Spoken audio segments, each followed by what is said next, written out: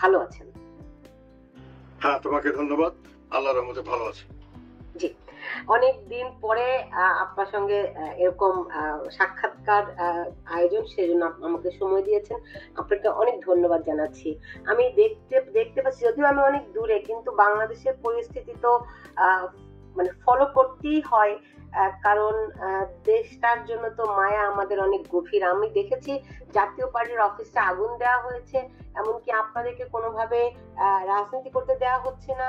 আওয়ামী লীগ তো বটেই, আওয়ামী লীগের দোসর বলে, স্বৈরাচারের দোসর বলে, কিংবা ফ্যাসিস্টের দোসর বলে আপনাদেরকে নানান রকম নিপীড়নের মুখে রাখা হয়েছে। মামলা মোকদ্দমা তো আছেই। এগুলো কেন হচ্ছে বলে আপনি মনে করছেন? আমার নিজের ব্যক্তিগত ধারণা হলো, যখন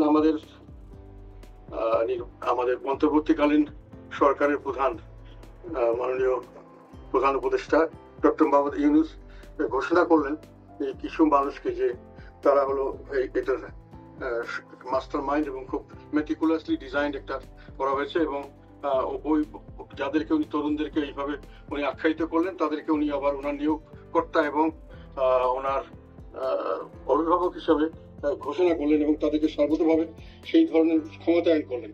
ওনারা যা বলবে আমরা তাদের তাই মেনে নেব, এই ধরনের একটা মেসেজ সবাইকে দেওয়া হলো। সম্পূর্ণ ওনার অন্তর্বর্তীকালীন সরকারের বলতে গেলে একেবারে একটা ছায়া সরকার অথবা প্রধান সরকার, বাকিরা ছায়া, এরকম একটা পরিস্থিতি সৃষ্টি হলো। তখন যারা ওখানে দায়িত্বে আসলেন তাদের মধ্যে যেমন যাকে প্রধান করা হলো, ওনার সম্পর্কে আমি আগে কোনো সময় কোনো ধারণা ছিল না, এখনো আমার খুব পরিষ্কার ধারণা নেই উনি রাজনীতিতে কোথায় ছিলেন, কি করেছেন, এমনকি এই আন্দোলনের মধ্যে ওনার ভূমিকা তখন আমাদের চোখে পড়েনি। আমরা কিন্তু আন্দোলনে খুব সক্রিয় ভূমিকা পালন করেছিলাম। তো যাই হোক, তো হঠাৎ করে দেখা গেল যে ওনাদের মধ্যে থেকে একসময় এসে আমরা একেবারে এই বর্তমান সরকার গঠন থেকে শুরু করে তারপরে তাদেরকে সর্বাত্মক সহযোগিতার আশ্বাস দিলাম এবং সহযোগিতা করে যাচ্ছিলাম। এবং আমরাই চাচ্ছিলাম, প্রথমে আমি বললাম যে একেবারে একটা ইলেকশন দিয়ে চলে গেলে ঠিক আছে, সেটা দরকার, এখন আমাদের চাচ্ছিলামই একটা ভালো ইলেকশনে দিয়ে একটা প্রতিনিধিত্বমূলক সরকার আসুক, এবং সেটা জবাবদিহিতামূলক সরকার হোক, জনগণের সরকার হোক, এবং সেইভাবে দেশ চলুক।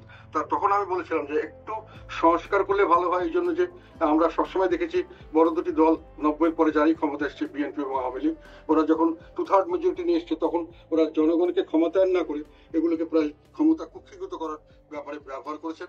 ফলে কিছু হয়তো এই সরকার যেহেতু নিউট্রাল সরকার, আমরা ধরে নিয়েছি যে এরা সম্পূর্ণ নির্লোভ এবং সৎ ব্যক্তিদের দ্বারা গঠিত, এবং আমাদের আস্থা আছে তাদের, এবং ভবিষ্যৎ অতীতে আমরা এই ধরনের সরকারের কাছে ভালো ধরনের অবস্থা পেয়েছিলাম, যে নির্বাচিত সরকার চেয়ে অনির্বাচিত সরকারগুলি ভালো চালিয়েছিলেন বলে আমার ধারণা ছিল। আমি এটা সেই হিসাবে বললাম যে ওনাদের দ্বারা কিছু সংস্কার করিয়ে নিলে বোধহয় ভালো হয়, তার জন্য কিছু সময়ও দেওয়া দরকার, সেটাও আমি বলেছিলাম। এবং তারপরে আমি বলেছিলাম যে এই সময়টা দেওয়া হলেও তাদেরকে একটা রোড ম্যাপ দিয়ে দেওয়া ভালো, যে আমরা 8 তারিখের মধ্যে চলে যাবো, কারণ না হলে একটা অনিশ্চয়তা থেকে যায় যে অনির্বাচিত সরকার বেশি দিন থাকলে এটা ঠিক বৈধ সরকার বলা যায় না, অনেকে তখন ইনভেস্ট করতে আসবেন না, অনেকে ঋণ দিতে চাইবে না, লং টার্ম এগ্রিমেন্ট হবে না। তো এইসব কারণে একটা বলেছিলাম।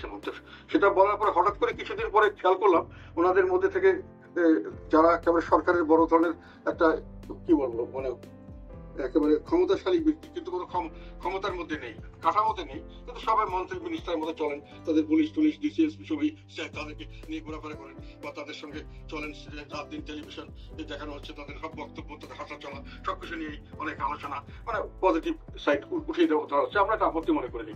তাদের মধ্যে থেকে দুজন হঠাৎ ডিক্লেয়ার করলেন যে আমরা দোসর এবং ফ্যাসিবাদের দোসর কাজে আমাদের রাজনীতি করার কোনো অধিকার নেই।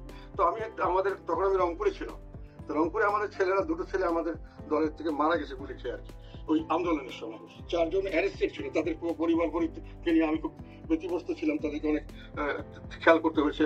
আর 30-40 জন পালিয়েছিল রংপুরে, আর সারা দেশ 100-150 লোক বিভিন্ন জায়গায় লুকিয়েছিল, তাদের কাছে মামলা হয়েছিল। তো ওই সময় রংপুরের ছেলেরা, আমি যেন মত বিনিময় সবাই ওদেরকে ডেকেছিলাম সবগুলো ব্যাপারটা নিয়ে আলাপ করার জন্য, কি করা যায় সামনের দিকে, এগুলো নিয়ে যখন মত বিনিময় করতে চেয়েছিলাম, ব্যাপারটা গ্যাদারিং হয়েছিল। সেখানে এইসব ছেলেমেয়েরা হঠাৎ করে উঠে বললো যে ওরা বলেছে আমরা ফ্যাসিবাদের দোষর, আমরা ওদেরকে অবাঞ্ছিত ঘোষণা করলাম। তো ওখান থেকে তারা বললো যে আমরা এদেরকে ঢুকতেই দেবেন এরপরে, কারণ আন্দোলন তো আমরা করেছি, ছাত্রদের আন্দোলন, ছাত্র জনতার আন্দোলন হয়েছে, এবং সেই ছাত্র জনতার বৈষম্য, কোটা বিরোধী আন্দোলন, বৈষম্য বিরোধী আন্দোলন হয়েছে। আমরা এটাকে সেইভাবে লিড করেছি। আমরা জীবন দিতে প্রস্তুত ছিলাম যে সরকার পরিবর্তন হোক, নতুন একটা সরকার আসুক এবং সুন্দরভাবে দেশ চলুক। আগের দেশে আমরা অনেক সমালোচনা করেছি গত সরকার, যে আমাদেরকে এখন দোষর বলা হলো। এরা যেটা বললো তারা কতটুকু তাদের অবদান আমরা জানি না, তবে তাদেরকে আমরা অবাঞ্ছিত করলাম। তো তার কিছুদিন পরে দেখলাম যে ইয়েতে এসে কিছুদিন পরেই ঢাকায় শুনলাম যে ওনাদের যে প্রধান মানে কি বলবো মাস্টার মাইন্ড, উনি হঠাৎ ঘোষণা করলেন যে না, ওনাদেরকে এখন থেকে আর ডাকা হবে না কোথাও, ওনারা আসলেই স্বৈরাচারের ফেসিবাদের দোষর, কাজেই ওনাদেরকে আমরা সবকিছু থেকে এখন থেকে আমরা জনগণের মতামত নিয়ে তারপরে ওনাদের ব্যাপারে ভবিষ্যতে সিদ্ধান্ত নেব। তো মানে জনগণের মতামত তো যা বুঝতে পারলাম যে ওটা জনগণের মতামত মানে ওনাদের মতামত।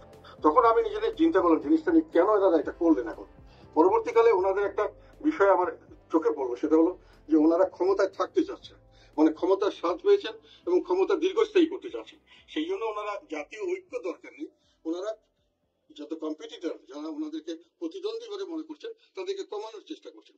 করতে গিয়ে ওনারা নিজেরা কিছু মানুষ ওনারা তাদেরকে ফ্যাসিবাদ বিরোধী, মানে যারা অত্যাচারিত নির্যাতিত হয়েছিল বা তারা যারাকে মনে করেছেন আর যারা সমালোচনা করেছিল সে সময়, অথবা তাদের যাদের মনে হয়েছে যাদেরকে, সেরকম আমি একটা ঠাট্টা করে এই কথাটা বলেছিলাম যে মানে অনেক সময় গ্রামে গিয়ে জিজ্ঞাসা করলে সাধারণ মানে কোনো পরিবারের যে তোমাদের এখানে ভালো মানুষ কে আছে, বলে আমরা আছি, আর কি আছে, মামুরা আছে, আমরা আর মামুরা ছাড়া এখানে কেউ ভালো মানুষ নেই।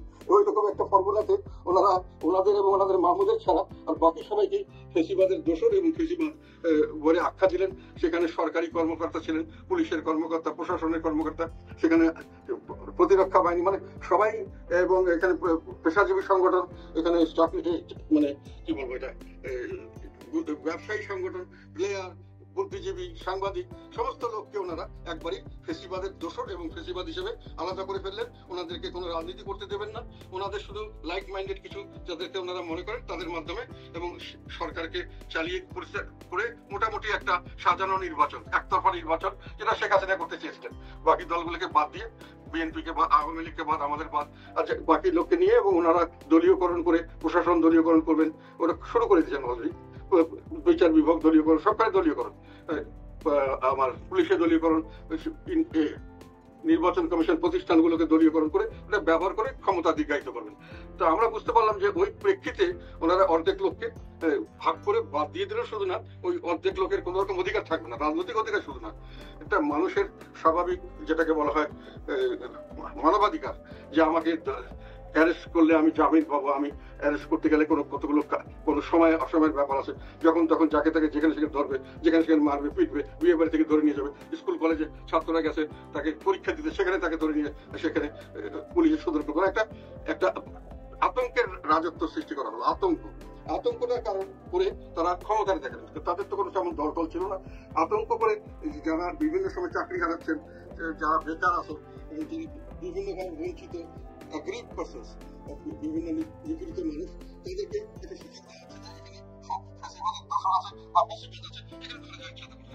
করতে গেলে তারাও গিয়ে সুযোগটা নিচ্ছেন, দুর্বৃত্তারাজ করছেন, বাড়িঘর ভাঙছেন, আগুন জ্বালিয়ে দিচ্ছেন, যেখানে যার ইচ্ছা করছেন।